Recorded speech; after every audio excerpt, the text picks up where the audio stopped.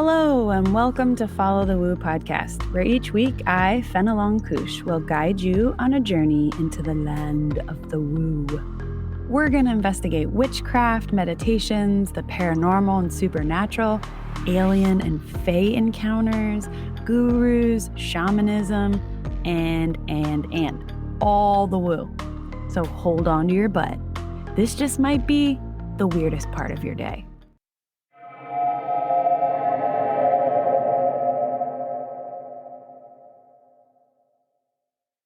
Hello, humans.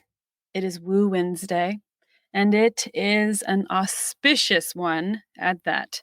Today is a full blood supermoon, total lunar eclipse in Sagittarius.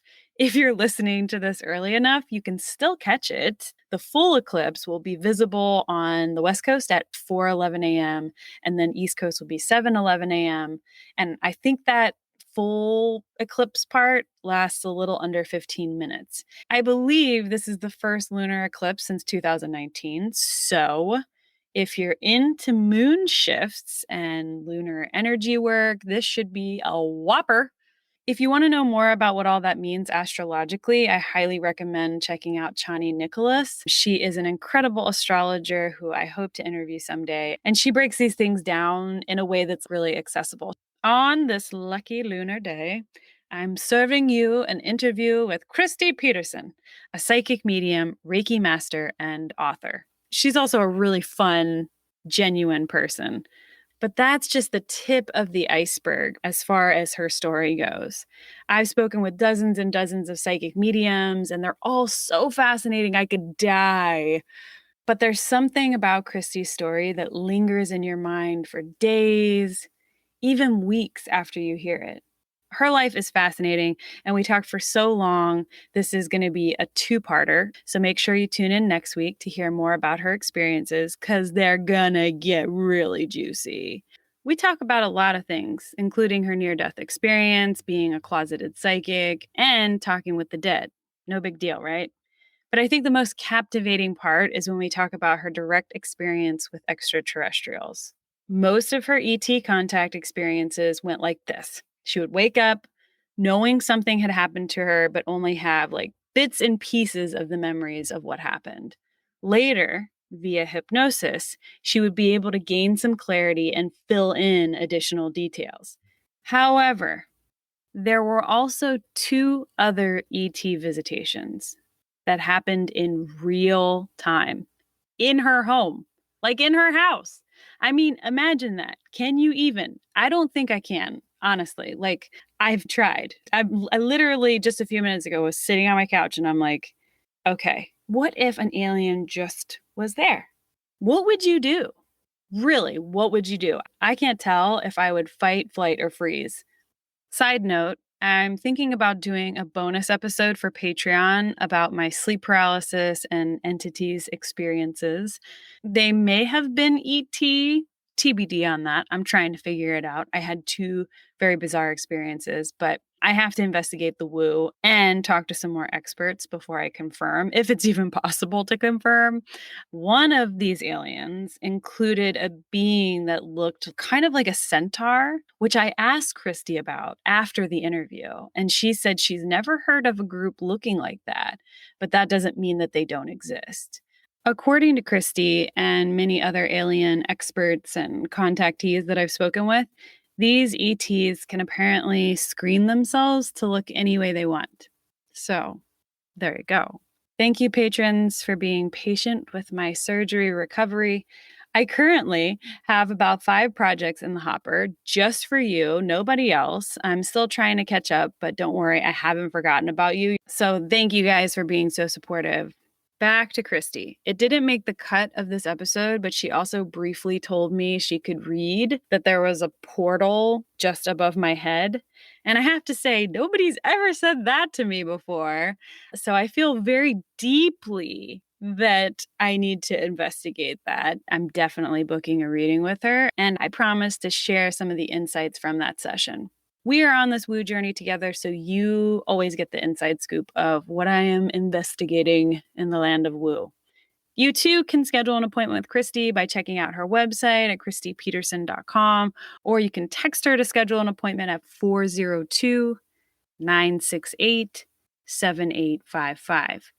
You may not know for sure yet if you want to book a reading, but I'm pretty positive that after you listen to our chat, you're going to want to. I will give you more detailed information about her services and her books and the website and everything in the outro of this episode. All right? Hold on to your butt, get comfy, and get ready for some woo.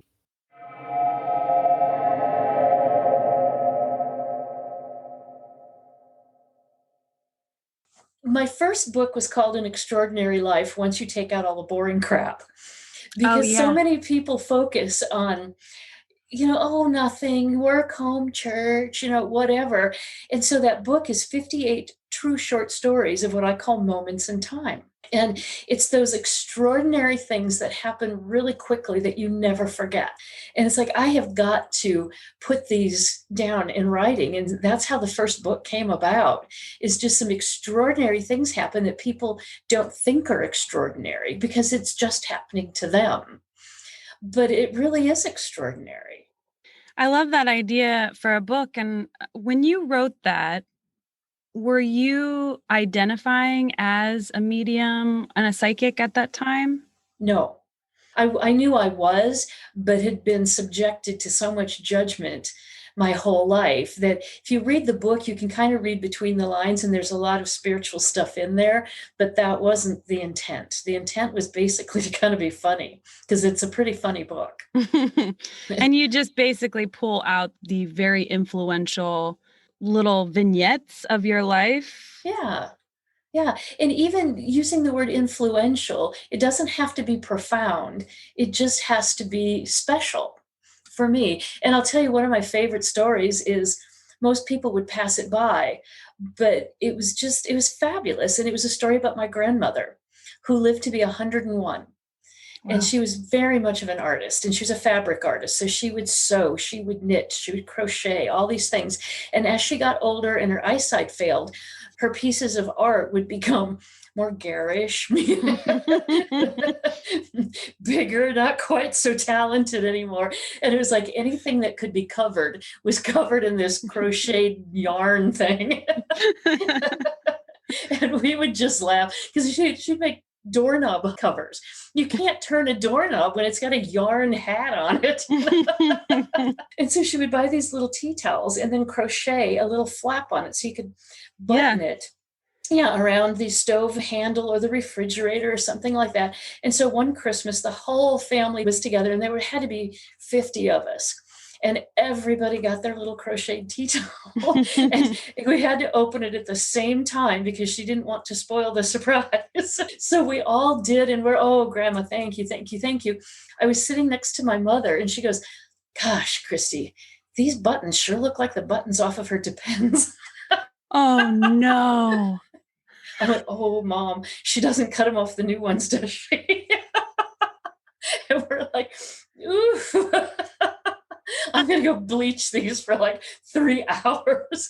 Well, to me, that's a moment in time that's really extraordinary. Even though it's ridiculous, it's extraordinary.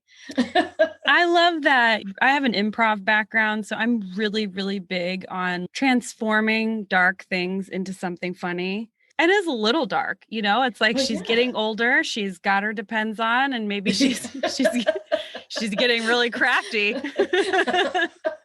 She's always been creative. Yeah, there you go. I mean, thinking outside of the box, Grandma. I think it's so important to infuse stuff like that with humor as much as you can. That book was published when? Oh, gosh, it would have been 2010. 2010. And in our preliminary call, you mentioned that you were kind of, quote unquote, a closeted psychic medium until 2014. Is that correct?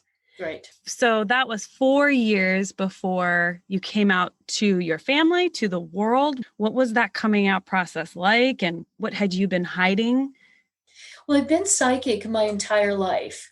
And certain things, as a child, you don't really know how to edit or you don't have any filters. So things would come flying out of my mouth, and they would sound very arrogant. And my family or friends would be, you think you know everything. Oh, and that kind of judgment made me just learn to shut up and be very quiet and just show what I thought the world wanted to see. And finally, in 2014, I was studying to be a Reiki master. And I went to a practice session one night, and the only person who showed up was me and the teacher. And she said, well, looks like you're going to have to do Reiki on me. And I went, well, doing Reiki on you is like doing Reiki on puppies and rainbows, because her energy is so good. And the minute I put my hands on her, I said, something is very wrong here. And the energy was just, it was dark, it was heavy. And I just kept getting sicker and sicker as I went around her body doing my Reiki positions. And finally I said, I'm going to throw up. Or faint. I said, I have got to sit down. And she goes, well, do you want to know what's going on? And I said, yes, that would be nice. And she goes, well, my mom recently passed away. And I went, that's it. Her mom is trying to contact me. And I was so focused on doing Reiki correctly that I wasn't paying any attention. And at that moment, I put what I call the proverbial stake in the ground. And I said, my teacher's need for closure with her mother is more important than my fear of being discovered as a psychic. And so I did a spontaneous reading for her and gave her closure with her mother, who was a very dark, heavy energy. The minute I identified that it was her mother, I felt absolutely fine. And so I did this reading and I thought, well, you know, this is a safe person. It was my Reiki teacher. So it's okay that she knows.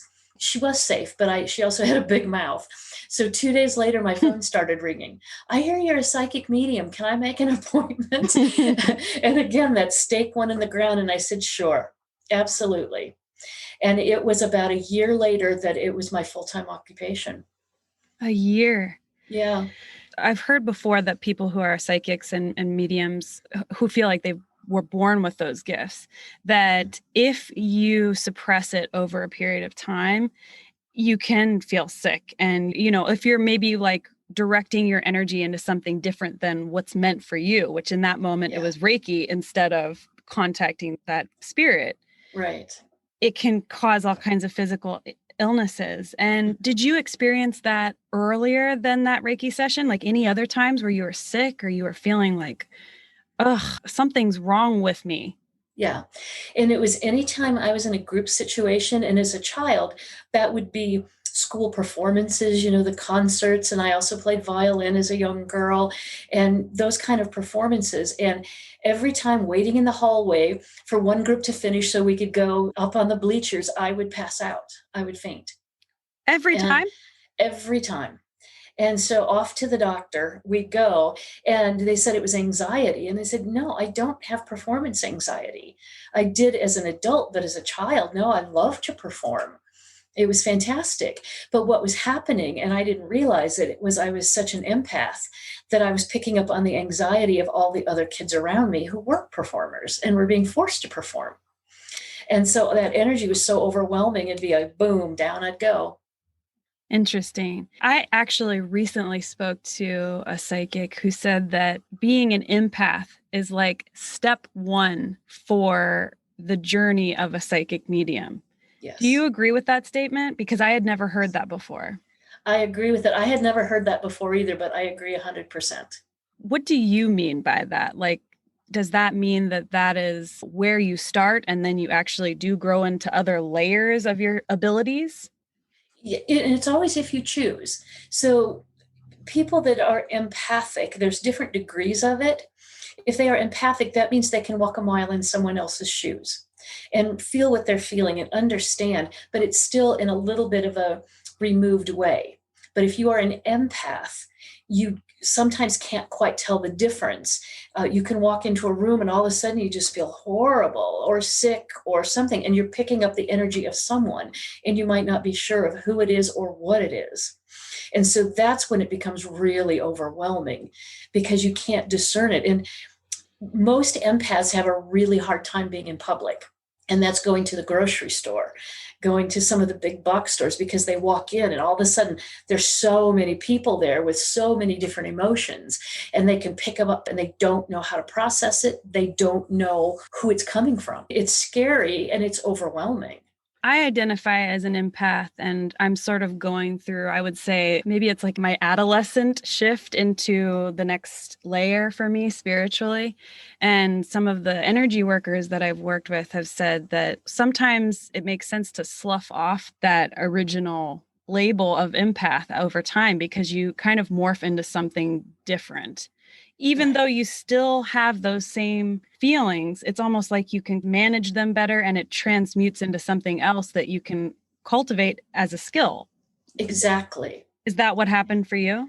Yeah. And you think about, let's say, playing the piano. Everybody can play the piano.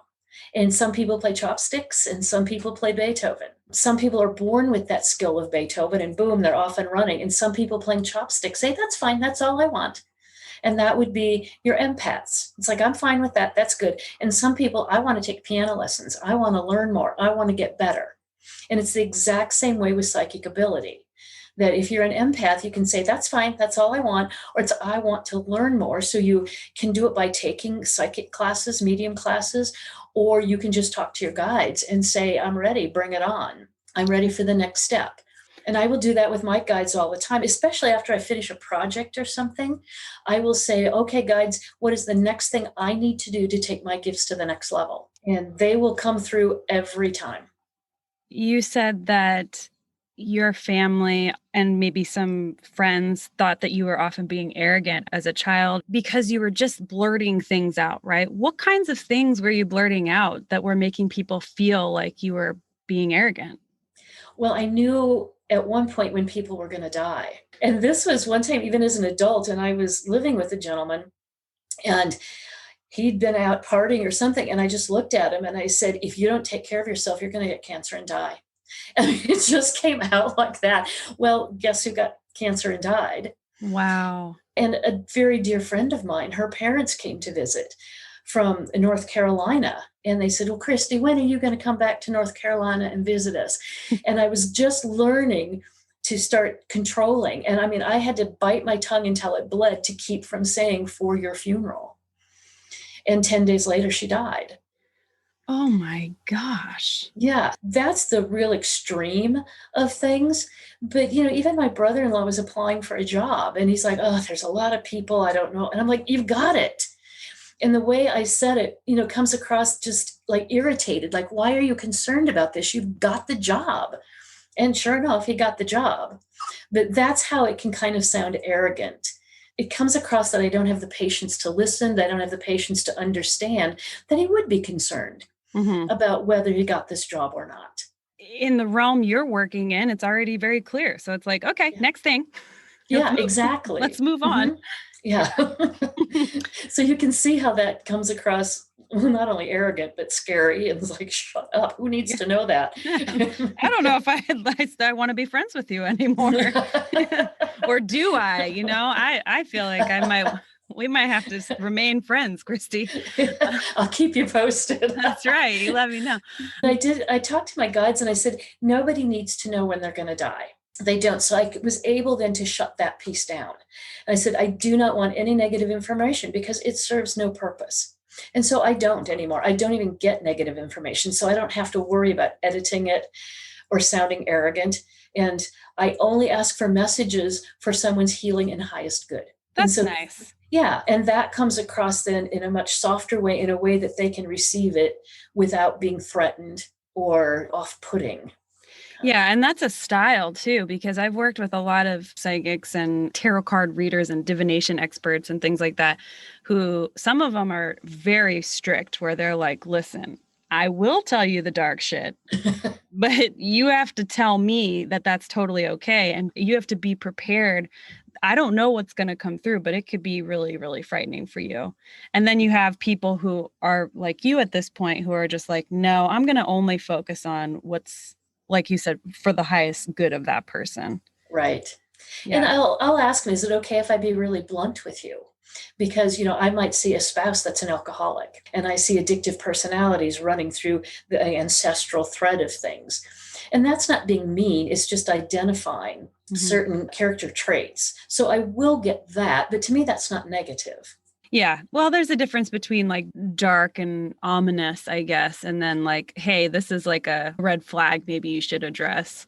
Yes, That's good to exactly. know that that's how you do your readings, because I'm sure people are curious. They are. And especially if someone's never had a reading before, they come in very, very nervous. Because as a society, we've been programmed or conditioned to go down that rabbit hole and think the worst. And they're going to walk in, I'm going to go, oh, Yeah. go to the doctor. I see a lump. The first thing I do is just really try to put them at ease. There is just still such a negative connotation generally about that world. Well, and I can understand it to a certain point because there are a lot of charlatans out there, and you don't have to be licensed, schooled, anything to hang your shingle out and claim that you're a psychic medium. So a lot of people do get taken.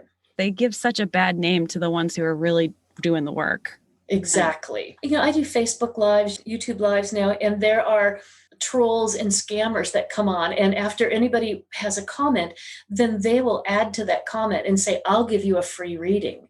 Contact me. And it's like, if they were any good, they'd have their own business and they wouldn't need to ride on my coattails. But people still fall for it. Yeah.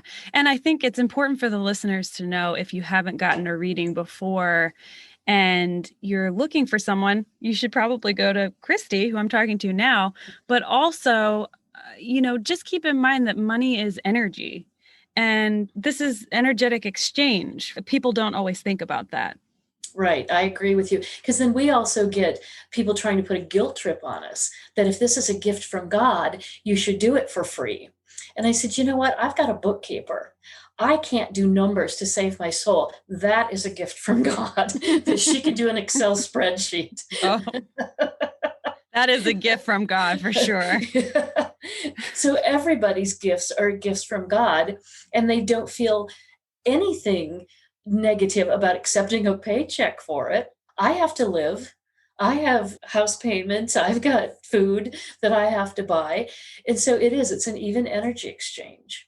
Yeah. And I think there's a disconnect between the mundane and the magical world. It's kind of how we use it in like paganism, is people think, oh, well, if you're a medium, then you live this like completely woo-woo life and you're disconnected from reality. And it's like, no, the mundane and the magic go together. Like you have to pay your bills and buy toilet paper. And you also talk to the dead sometimes. They go together. And I think that integration is an important part of the Aquarian age. Don't you think?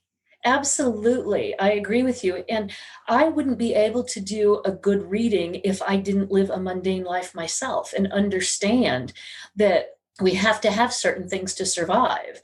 And if I just tapped into dead people all day long, I wouldn't even understand the messages that they were giving me if I didn't have a living point of reference.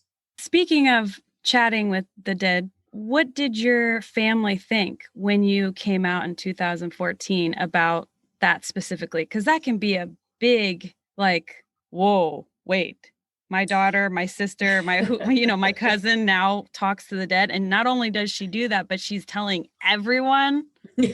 What was that like? We don't really talk about it. To this day. To this day, yes. How does that make you feel?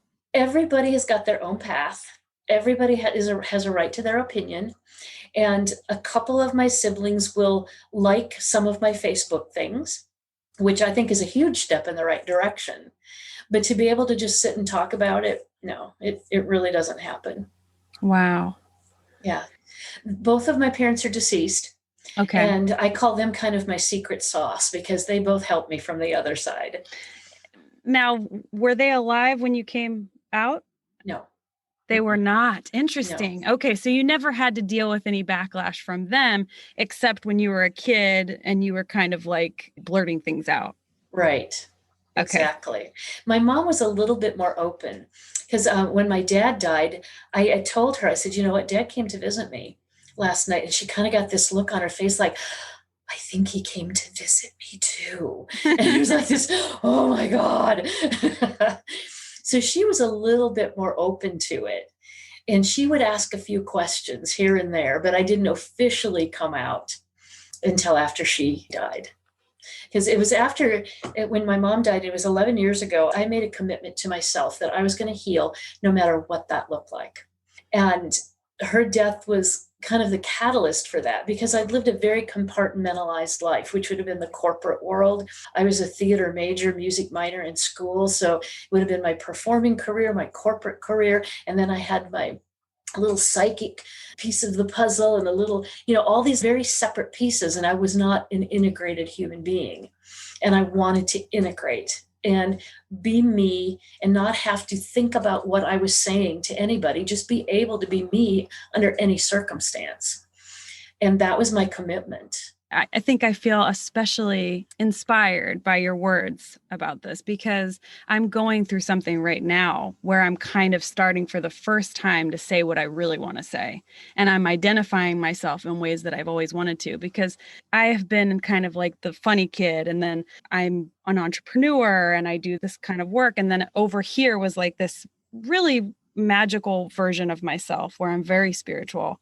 And it was like they weren't playing together. They were just kind of, it was separate puzzle pieces. it doesn't feel good. And the more I integrate them, the more relief I feel. It's exactly what it is. It's relief. And you don't have to say, when someone comes up to you, okay, what do they know about me? What don't they know? What can I say? What can't I say? And it's a constant judging of yourself. And I don't want to do that anymore. I was tired and I didn't like life anymore. It wasn't fun for me. It wasn't joyous. And once I claimed who I was, then it was up to everybody else to say, I can accept that or I can't. It wasn't up to me to prejudge of what they might think, they might say. It's just like, no, this is it. And you can be associated with me or not. It's extremely empowering. Mm-hmm. It is. Okay, let's go back. The Reiki session happens. Mm-hmm. And that was kind of the door opening for you, right? Then after that, did you feel like you needed to maybe master your skill set? And is that why you worked with some mediums for a period of time? No, I needed to master what I was doing. So you're absolutely right there. But when I started doing appointments in my house, I thought, you know what, I just don't want to hide this. So I'd go to lunch with friends. And as I did that, I'd say, you know what, I'm coming out of the psychic closet. And those people that might have made fun of me or just weren't ready to hear it, they were like, oh, yeah, that makes sense. Yeah, I can see that. I'm like, oh my God, where were you 10, 15 years ago? Why didn't I claim it 10, 15 years ago? So I maybe wasn't ready to claim it. They weren't ready to hear it. So it all goes with perfect timing. Working with John Edward, James Van Prague, is it? Yes. And Mm-hmm. Lisa Williams. These are very popular mediums and you got to work with them. What kind of work did you do with them? And when did you know it was necessary to start working with those like heavy hitters? It's only been in the last, I want to say 2 years that I did that. And even in the last year with COVID, they were all offering online classes because I couldn't travel and go to them. So they were all online, but they were all live. They were interactive. So there was personal, whether it be emails or personal questions, and to actually get to talk and work with them. And the biggest thing it taught me, which was shocking to me, is that what I'm doing is correct. Why was that shocking? Well, because I thought I'm going to learn so much from these people that are famous. They've had television shows, they've written books. And I just had them a bit on a pedestal. And even John Edward, I guess I've seen him live, but that wasn't an interactive thing. I just got to see him. And it was beautiful. It was powerful, but it was like, that's exactly what I'm doing. So I need to up the self-confidence. Validation. Yes. Mm-hmm. And that's exactly what it was with all of them. It was validation that what I'm doing is right for me. And I'm doing it in the most powerful way. Because if they weren't doing it in a powerful way, they wouldn't have the audience. They wouldn't have the exposure. It was 100% validating for me. I think a lot of baby mediums and baby witches out there would love to hear that a lot of times you put people on pedestals, but the only difference is they're just in a different playing field than you are. It doesn't negate the practice that you do or the methods that you use. They've just been doing it longer. Most of them were going public before it was mainstream. And it's very much because of them, it's becoming very mainstream. So, if anybody says anything negative about, the Long Island medium having her TV show, I mean, I love her. I love her. I love She's her. fabulous.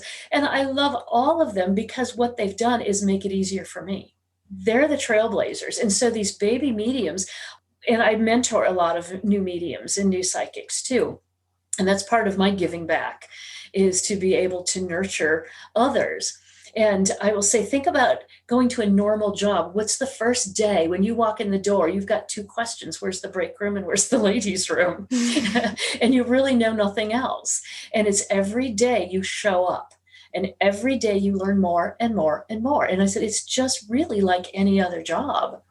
You show up and do the best that you can do and always be open to learning. So we talked about mediumship and we touched on your ET experiences for just a blip. I want to talk about that if you're comfortable with it. And I want to know when you had your first encounter and what your relationship is with them or it or he or she now. Or all of the above. Whatever. Yeah. Coming out as a psychic medium, if you think that was tough, coming out as a contactee with alien abduction experience, ay, ay, ay.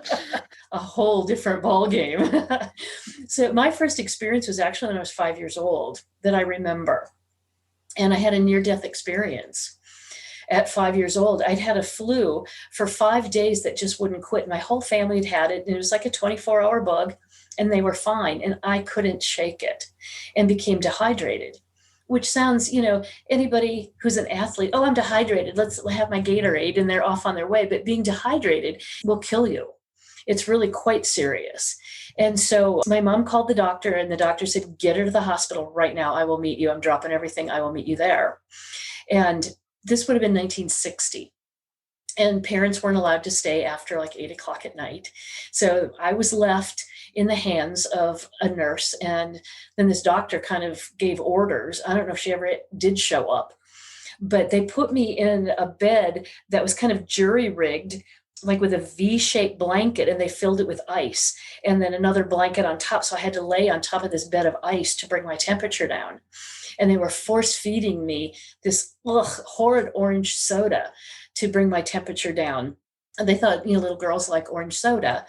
And I was 5. So it's like, yeah, I love this for the first sip. And then after that, I was like, this is disgusting. But at one point, I remember the nurse that was with me 24 hours, she froze like in midair, just froze. And I thought, this is really odd. And even to a 5-year-old little girl, I thought, this is really weird. And this so-called doctor walked in the room, and there was no lights on in my room. There were no lights anywhere. There was no sound. And it just became deathly quiet. And this doctor had a stethoscope hanging out of his bottom pocket of his lab coat. And that was so bright that it blinded me. I couldn't figure out what that light was reflecting off of because there was no light in the room, but it obscured his face.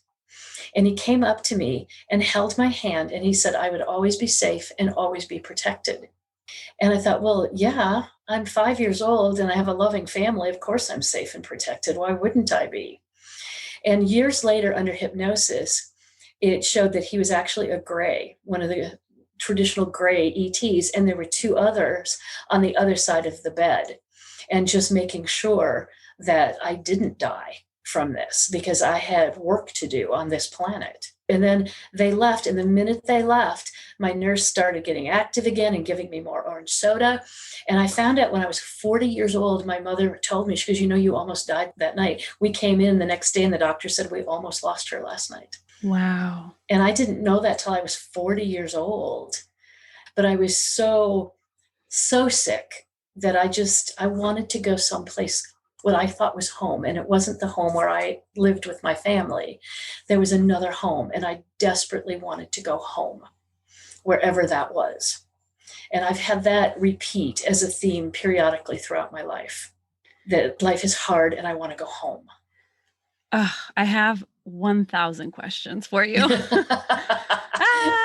What do I pick first? Okay, well, I just want to make a quick note to the listeners that this is such a great story because a lot of people believe that gray aliens are intrinsically malevolent.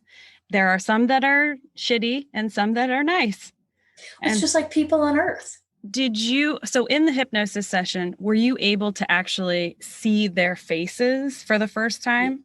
Yes. And Mm-hmm. how did you react? It was, thank God, it now makes sense. So it wasn't scary to have that come up and see their faces. It was another puzzle piece that now fit. And you said you wanted to go back somewhere else. I want to do a full episode about people feeling that feeling, that it's just annoying here sometimes. And there's someplace else, but I can't quite put my finger on what it is, but there is another home that is not here. You felt that exact feeling when you were 5 years old? And I have throughout my life. And my first hypnosis session, the hypnotherapist said, let's go back to when this began. And leaving that pretty wide open, I went back to a pink planet. And this planet was liquid. And it was the joy of dipping my toe in that water brought me more peace, contentment, joy than I have ever experienced as a human being. That simple act. And she said, where are you? And I said, I'm home. Did you know what the name of the planet was or any details? No, she asked me those questions. What's the name of it? I said, it's home. And where is it? It's home. And that's all I could do. Because I believe that we are all seeded from someplace else. And some of us more recently than others. So everybody really does have a home that's not Earth. And some of us are more aware of it than others. I look at the Kardashians sometimes and I'm like, I don't know. They might just be like, either they are aliens from like a really weird planet or they're just straight up earthlings. We want them to go home. Wherever you came from. I'm just kidding. I shouldn't say that. I shouldn't say negative things about them, but they just do seem like young souls sometimes, I think.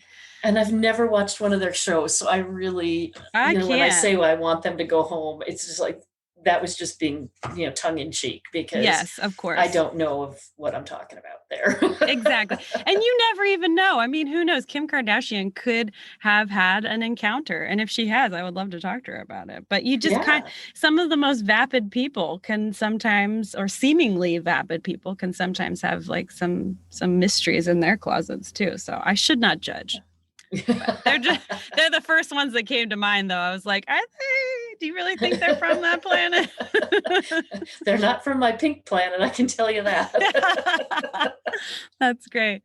So have you had more encounters that you were aware of since then? Yes, it's been a lifelong thing. But my next real memory, I was 30 years old.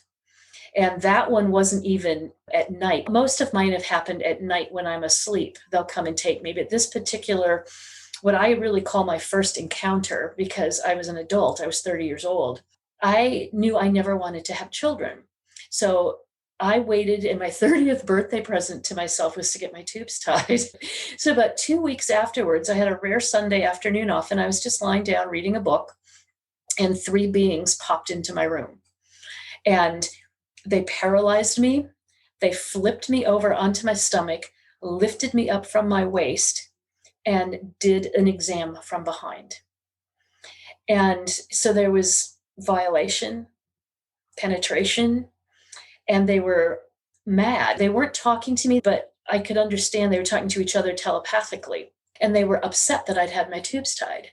And they came to realize that by having the tubes tied, I still had eggs. They could still grab my eggs. They just weren't going down in a fallopian tube. And once they realized that, it was like, okay, and they disappeared. And I was able to move again, but I woke up on my bed on all 4s. Whoa. Yeah. That's very violating. Did you feel okay after that? No, I was numb more than anything with what just happened to me. Who were these beings? Where did they come from? Where did they go? What was this exam about? And so I tried to talk to a couple of friends, and I hadn't come out as a psychic medium yet. So as I'm taking a walk with one friend, I tried to tell her. She's like, I believe you. And yet I could see in her head as a psychic, it was like, I believe her. Oh my God, who else can I tell? Can I have her committed? Is she crazy? All of those things. And to me, that was another sign to shut up. Mm-hmm. And the same thing with another friend. And it's just like, okay, one more thing I have to be quiet about. And, just so painful. And I kept quiet for quite some time. And then I started doing some research and found out that Dr. Jack Kasher, who is the head physicist at UNO, which is the University of Nebraska at Omaha, he was the main field investigator for MUFON, which is the international organization. The Mutual UFO Network is called MUFON. And I called him up, just scared to death, and asked for a meeting. And he said yes. And I went in going, oh my God, he's going to think I'm crazy, but I have to try one more time. And he believed me. And he said it probably wasn't the only time I had been contacted. And he said, there's a support group in Omaha that if you choose, you can go visit it. And I'm like, what? I'm not the only one. There are others in Omaha, Nebraska that have been contacted. So I went to this support group for, I want to say, maybe 2 years, and met, a ton of other people with their own experiences. Did any of them have similar experiences to you? Yeah, they did. And it's being part of what's called a breeding program. So, and there are women with false pregnancies that have been documented, and these pregnancies just disappear. And there were days I would feel completely pregnant and then it would be gone, but I didn't have it documented. And probably the weirdest time, or the most profound, and you have to forgive me if I get emotional because every time I talk about it, I want to cry. No worries. And because I said most of the abductions, I knew that they were coming in my room because I'd feel the energy shift and to be like, that terror. And then boom, I was gone. And then I'd wake up on a craft. But I wouldn't have memories of it until much later. They'd do downloads, whenever they felt. But another memory that was live that happened, they came into my room, took me on a craft, and they said my daughter needed me. And she was experiencing a failure to thrive and was ready to die. And part of me was like, my daughter, what are you talking about? And the other part was, of course, my daughter. And they put me in this small room that was very clinical, I guess. It was like stainless steel and white looking, a bare chair in there. And they put me on that chair and brought in my daughter, who weighed ounces, not pounds. And yet she was probably the size of a 1-year-old. And she had these little tufts of blonde hair about her, but she looked like death. But she had those big alien black eyes, but she looked like a mini me, only with these big, huge eyes. And they put her in my arms. Excuse me. And any maternal instinct I didn't think I owned just was ignited. And I held her. I kissed her. I told her I loved her and knew this was my daughter with every fiber of my being. I knew that. And I don't know how long I had her. I want to say it was a few hours, but I physically could see color come back into her face and these little, peachy and cream colored cheeks. And I didn't want to let her go. She was my daughter. And after a while, the Greys came back in the room to take her. And I said, they are so void of emotion. How can I turn this beautiful little soul over to them? And then it dawned on me that just because they didn't have emotion to her, she had emotion to them. And it was the only family that she really knew. And when they came in, she just kind of jumped off my lap and scampered over to them. And evidently I made a deal with them before. And I said, I will go help my daughter if you show me my other children. And so after they took her, they walked me down a hallway to a summer room that had double doors, almost like gymnasium doors, that you can open. Mm-hmm. And I looked inside and there were about 35 children in there of all different ages, sizes, looks. They looked like they didn't even have a skeletal system though. They were so skinny and just so lean, and they all had black hair, but it was all those little tufts of black hair. And I looked at them with absolutely no emotion, no recognition, and they looked at me what I say is like a benign intruder. It's like, what are you doing here? And it was just like, okay, that's enough. I've seen enough. Because they had enough alien in them, where my daughter had what they said too much human in her. And so I had that bond with her, where the others, I didn't have a bond with them at all.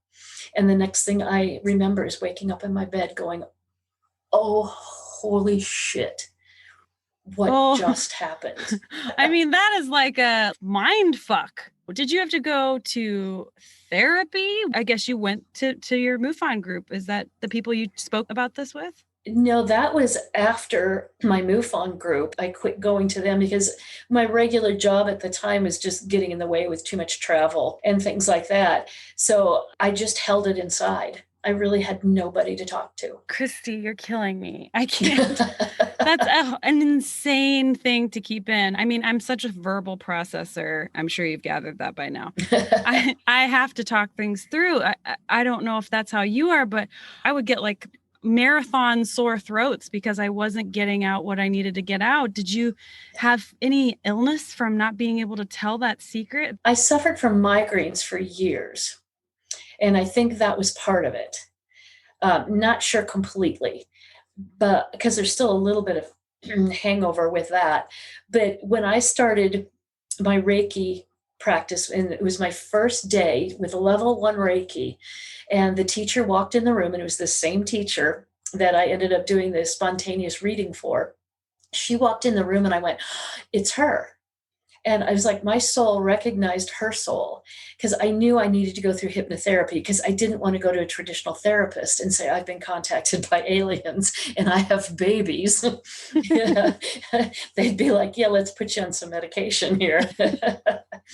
And I just knew it was her. And so that was that first hypnosis session where I went to the Pink Planet and started to get real clarification on these abductions. But I've had so many physical anomalies my whole life. It's crazy. My blood type has changed twice. No. Mm-hmm. Is there physical, I mean, doctors have told you this, and were they perplexed? Yeah. Well, no. They made me feel stupid. Because they thought you didn't know it to begin with? Exactly. So I was born with congenital knee issues. So at 16 and 17, I had to have tendon transplants done in both knees. They type your blood, and I was a B positive. Okay, fine. Well, years later, I was living in San Francisco and had to have minor surgery done. So they typed my blood, and they said, well, okay, you're A positive. And I went, no, I'm not. I'm B positive. And I said, can your blood type change? No, of course it can't. And I said, I was told I was B positive. And I was pushy with it. And so they brought out, it was like a little rectangular white card that had ovals on it with all the different blood types on it. And they would put my blood on it, and wherever it coagulated, which oval, that determined your blood type. And I asked them to do that in front of me, which they did. They drew fresh blood, put it on all of these little ovals, and it coagulated over A positive. And they said, well, they must have gotten that wrong in your hometown. I said, okay. Well, then again, years later, I moved to Omaha, Nebraska, and I decided to donate blood through the Red Cross. Do you know your blood type? Yes, I'm A positive. Well, they always type your blood. And they said, no, you're not. Get out of here. What are you now? I am B positive. I'm back to being B positive again. Since the last time I donated, I have no idea if it's changed again since then. But I told her, I said, oh my God, this is the second time this has happened. And she's like, no, your blood type can't change, honey. With that condescending energy. And it's just, I'm not crazy. And this is documented through doctors. It's, not me just playing around. You've had all of these unique health issues. And I'm just wondering, why did these Greys want to snatch your eggs specifically? And are the health issues you've been having because they're messing with you, or which came first? A lot of it happened at the same time. So they're messing with me because evidently I had a contract that was a multi-life contract that I would be part of this breeding program. And there are a lot of people that are part of it, and they're trying to understand the human race, how we tick, they're creating a hybrid race. And so that's why they're taking my eggs and using sperm from ETs, in my case, particularly the Greys. And I'm part of this breeding program. Well, through hypnosis, I found out that I can break that contract. Just saying I'm aware of universal law, and I rescind and break any contract that I have made with you and part of this breeding program. And they have to listen, they have to obey. So I've actually been contacted by 2 different groups. I no longer have contact with the breeding group. They've had to step back. But that was only 2 years ago that I did that. You told me 2 very profound experiences, the one when you were 5 and then the one when you find out about your daughter and many children. Oh my gosh, mind-blowing. But were there many other experiences with the Greys? Yes. When I wrote my book, I couldn't do things in chronological order because they would download information like a big, huge mind dump. So I wrote my book in chapters of physical anomalies, in family life and, things like that where I could kind of categorize things. But I always knew when I was going to be abducted because they would show up in my room. And like I said, that I could feel the change in the room and I would be terrified. And then boom, I'd be gone and I would have recollection of being on a craft. And I got so mad one night thinking that they were going to come. And it's like, I put my fists in the air and I said, "Were you people born in a barn?" I said, "Don't you know how to knock?" Well, a couple of weeks later, I'm in my bed ready to go to sleep. And in my head, I hear they were knocking. And it wasn't the knocking at my front door, like, I was raised to believe people were polite enough to do, but they were knocking inside my head and boom, I was gone. And I would wake up on crafts, but I was paralyzed. And it was like this string of gurneys with hundreds of other people. And it would be all lined up to go through an examination. So there would be doctors there, there'd be helpers there. So these assistants would, drape a sheet over me, put my legs in stirrups. And then the doctor would do a very invasive exam. And this is all gray aliens, or are there other entities? This is all Greys for this particular group. The damage that was done from a lifetime of exams, I had to have a hysterectomy at a fairly young age. I was 46, but my ovaries were hemorrhaging. I had tumors in my uterus and endometriosis on my spine, on the back of my uterus pressing on my spine. And the doctor, when she was doing tests, she's like, "I don't know why you're in so much pain. This doesn't look all that bad." But finally, I almost forced her to book this hysterectomy. And coming out of surgery, she goes, "Oh my God, I've never seen so much damage ever to my insides." And that's from all of these exams. Did the question ever cross your mind, why me? I know you had mentioned that there's this contract, but why you for that contract? Yeah, that's actually the first chapter of my book is titled "Why Me?" Why was I chosen for this? And I don't really have a good answer for that because supposedly it's genetic and they will go through ancestral lineage, but none of my other family members have ever had memories of this or acknowledged it. So I don't know if I'm the unique one in the family or if the others just aren't privy to memories. And here's the other question is I don't know if I'm psychic medium because of all this contact or if they picked me because I am psychic medium. Oh, girl, that was my next question, actually. I must be psychic. I was just going to say, you read my mind. So another physical thing with the migraines, and part of it, I think, was having to hold all this information inside. But I would get migraines in my corporate life. And all of a sudden, I could feel this flood of pain. And I would grab a waste paper basket and be throwing up into it in a matter of split seconds. And I would just race out of the building in my car, be throwing up in my car. Oh. Yeah, get home and just have to put a pillow over my head. The only time I could get up is just to hopefully make it to a bathroom and throw up and throw up and throw up. And when I knew I was going to be getting better, I would feel like electric currents go up and down my spine. How do you explain the migraines? Earlier, you had mentioned that might be a side effect of shoving some of this stuff down and not working through it. But what else was going on there, do you think? I think they were downloading information to prepare me for a very different life. as a psychic medium too, because I'd feel these currents running up and down my spine. And I just internally knew it's like, okay, in a few hours, I'm going to be all right. So in a few hours, it was like I would try to go out to the kitchen and get some fluids because I'd been, just spent the last 12, 15 hours in bed. And I would start blowing light bulbs. I would get up, and because typically this would have been in the middle of the night, and I'd turn on a light and pew, and then I'd go in the living room, pew, with the dining room, pew, kitchen, pew, and it'd be every single room I walked through, I would blow light bulbs. And it's a cool party trick. Yeah.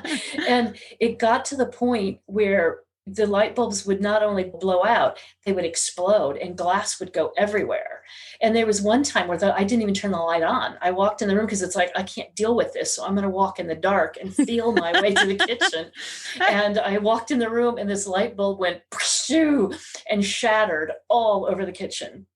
And it happened not more than 2 months ago here in the house I'm living in now. I walked into my bedroom and this light bulb is shattered everywhere, all over the bedroom. So that's the side effect of getting a download, or just being in a really, really high intense energetic spot for you? Yeah, it's electrical currents evidently going through my body somehow. And I've never been able to wear watches. I blow up computers and all kinds of crazy stuff. But just last week, in a matter of just a couple of hours, I blew out 4 light bulbs in my house. Oh, you have a major extra expense in your household bills. I've got a bag, a big takeout grocery bag that is always filled with light bulbs. Yeah. People come to your house and you have like a whole closet full of them. And they're like, this lady's crazy. That's But great. isn't that a weird, and I know it's connected, and I'm not exactly sure how. But do Yeah. you know anybody that blows? I mean, glass explodes everywhere in every place I've ever lived. So it's not conditioned to one home. I've definitely talked with people who have had electrical anomalies. Like Mhm. they'll always shut down their computer. They can't wear a watch. I've heard that. I haven't heard of the lights blowing. The first thing I thought of was that movie Powder. Do you remember that? Oh, that's been so long ago. I remember watching it, but I don't remember exactly. Yeah, it's an old movie, well, older. And he would like walk into a room and like any electrical component would just kind of like, boop, boop, boop, like as he walked by it. And that's what it reminded me of. I need to rewatch that movie. Yeah. Yeah, I thought that was such an interesting film, actually. It was weird that it brought that back up for me. I kind of want to rewatch it too. Thinking of it from a paranormal lens, and obviously this falls into paranormal as well, but just from talking to like paranormal investigators who work specifically with ghosts, there's a lot of electrical components with that. Lights will blow out or things like that. So it kind of feels like electricity is really, really important for crossing over to other realms. And I just don't know why. Well, and it's interesting that you say that because even as a medium, when spirit comes through from the other side, the deceased loved ones, they'll tell me that they're screwing with the TV, they're screwing with the phone, and it's easy, and the lights will always flicker and flash. And it's evidently easy to manipulate electricity because that's a Right. very common sign from the other side. Yeah, absolutely.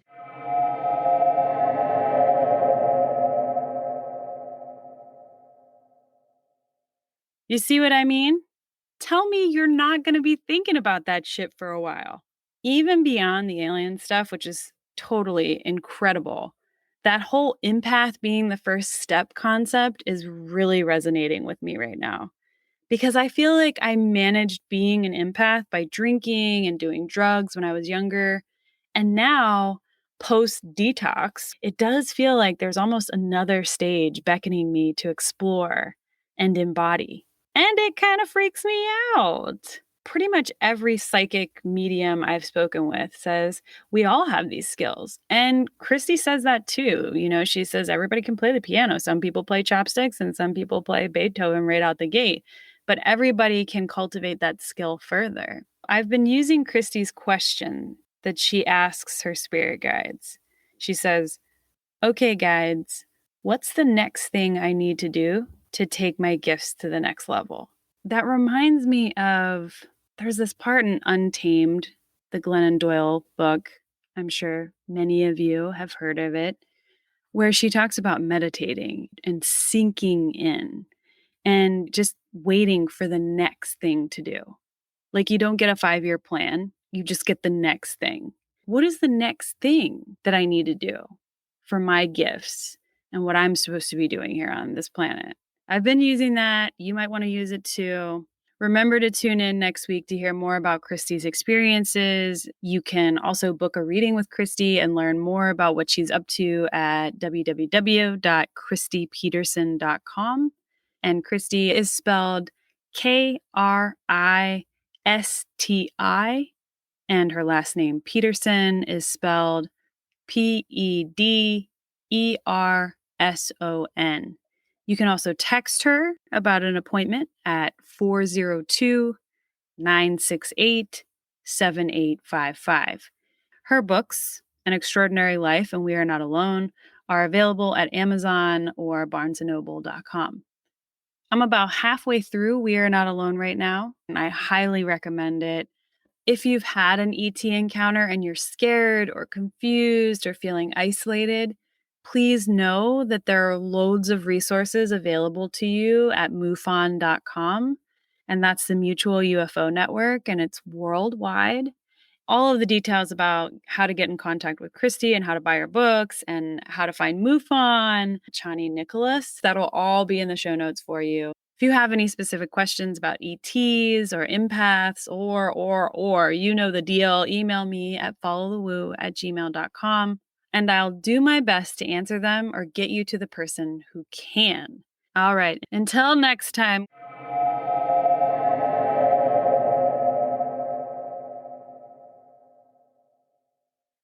Thank you for following the woo with me today. If you love what you heard, please make sure to subscribe to Follow the Woo wherever you listen to podcasts. And if you're feeling particularly stoked about this show, please leave a review and or rating. You can also support this podcast by becoming a member of the Order of Woo, where you'll get community access and loads of extra goodies exclusively on Patreon. That's patreon.com/followthewoo. The Order of Woo patrons bolster this podcast and community and allow for the creation of more content, products, services, and events over time. Every little bit helps, and I'm so grateful for the patrons who have joined the order already. If you've experienced something magical, mystical, or just downright weird and want to discuss it, or if you're interested in sharing your expertise, or if you want me to research a woo topic with you or for you, please email me at followthewoo@gmail.com. Join me next week for another woo topic, and remember, tell the truth, be nice to each other, and if it feels right,